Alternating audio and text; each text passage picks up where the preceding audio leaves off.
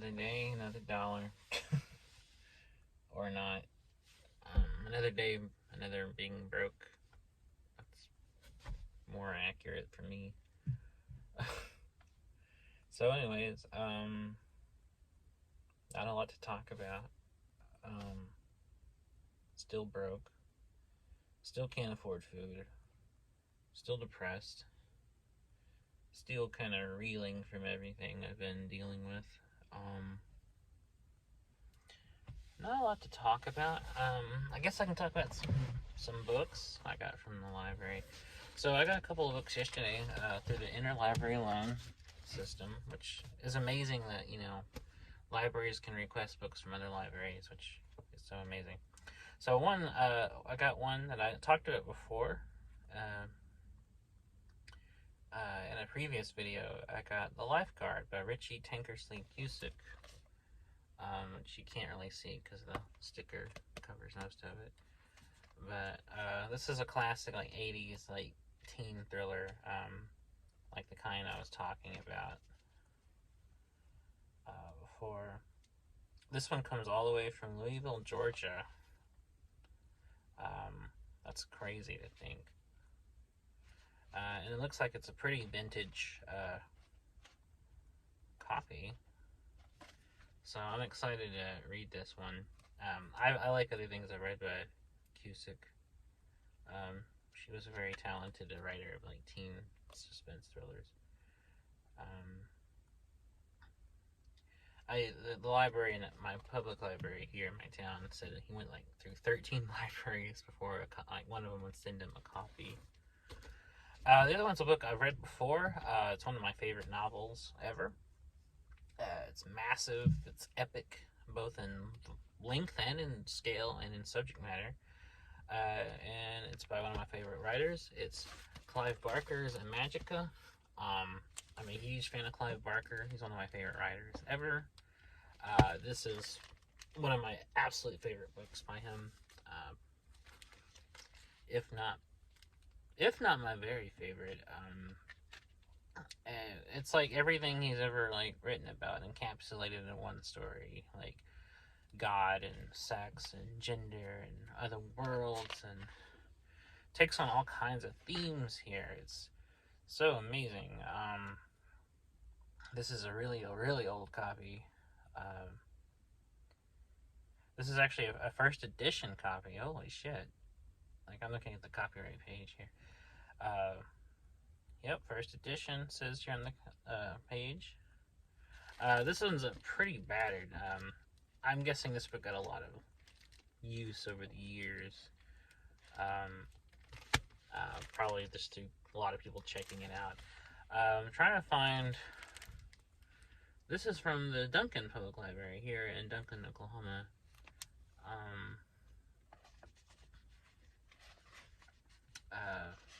So here it's in my own state. Pretty cool. And then we got some Clive Barker.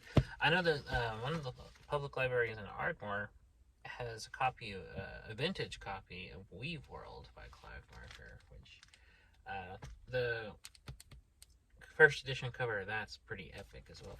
This one is too. You can't really see it because like the sticker's like right over where the picture on this is, but it's printed here on the spine, so it's this cool kind of like twin-like image here. That's pretty amazing.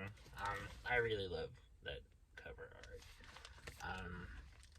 If you don't know who Clive Barker is, quick crash course. He is a writer. He has directed movies. He's a painter. He's an illustrator. He's kind of worked in different things. He's been a playwright. He's written comics. He's kind of done a little of everything. Got to start in theater and then started writing short stories. His first published stories were a series of short story collections called The Books of Blood that came out in the 80s. After that, he wrote and published his first novel, which is the horror classic, The Damnation Game, which I've read a few times. Not long after that, he transitioned into fantasy with publishing novels such as Weave World, The Thief of Always, and Imajica here was one of his earliest books. The Great and Secret Show, Everville, Sacrament, um, and others. Galilee, um, the Averett books, which is a series of books he wrote for teens, which are very, very good. And the hardcover edition to those feature several paintings that he did.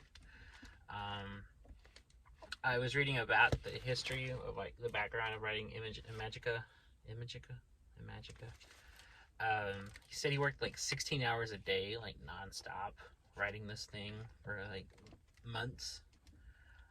And it is huge. It's a massive novel. Let's see here. This first edition, the page count comes out to 824 pages, which is just insane.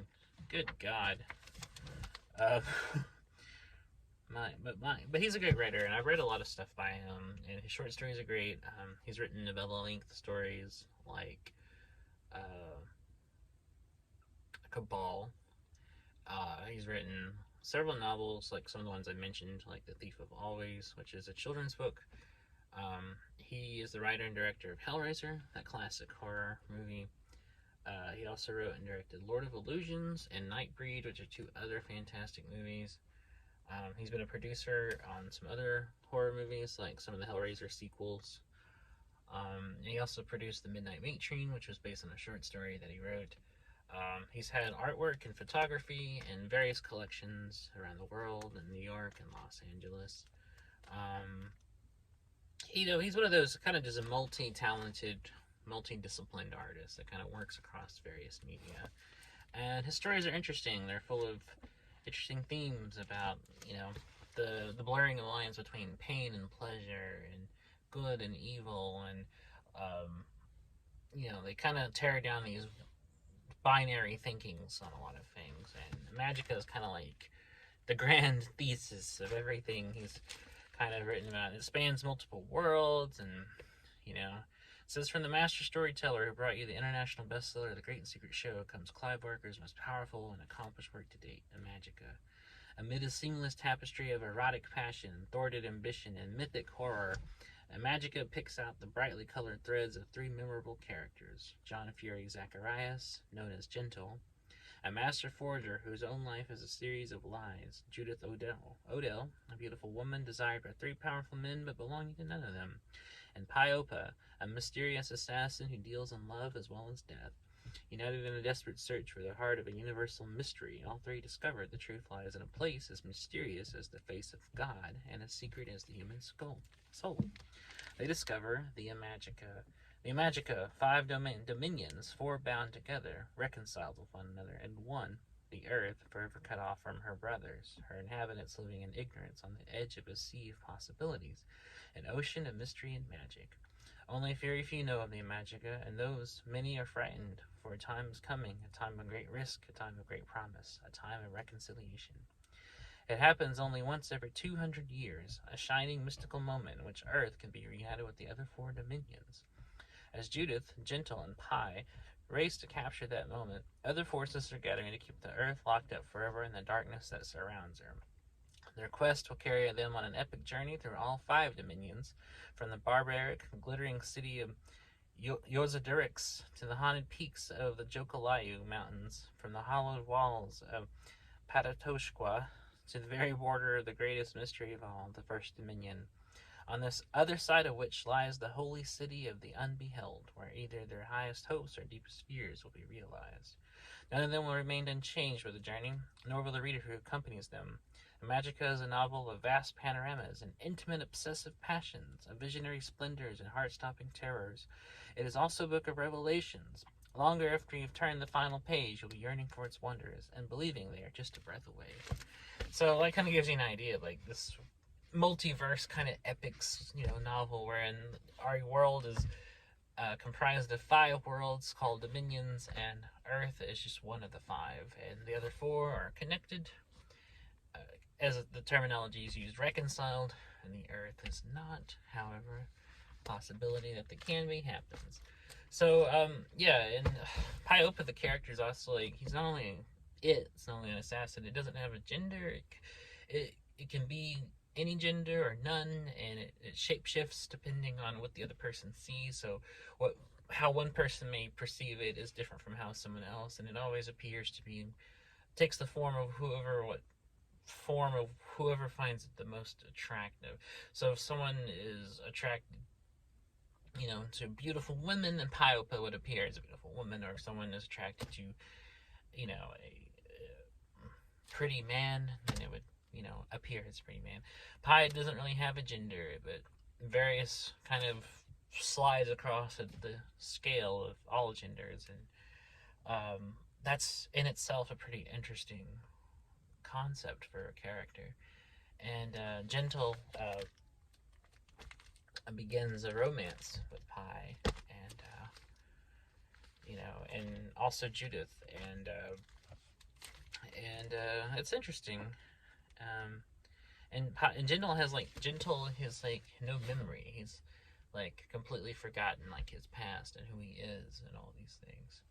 So it's great. I'm looking forward to rereading this. It's been a few years, so it's gonna be fun, and can't wait to like dive back into his worlds, because Clive Barker is like a master like making up worlds to like with the minutest most details, and his stuff's so interesting and so imaginative. He leaves most people's like fantasy in the dust. He makes what most people are doing look like,